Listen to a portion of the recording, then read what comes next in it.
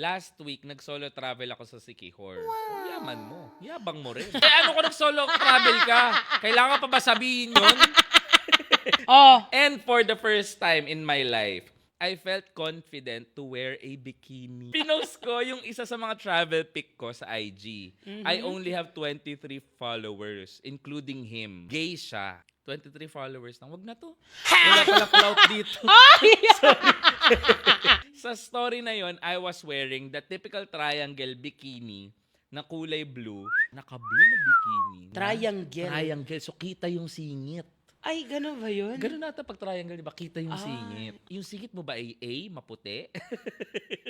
B, Naglili- katamtamang. Or C, naglilibag? Or D, Cherry pie Pikachu.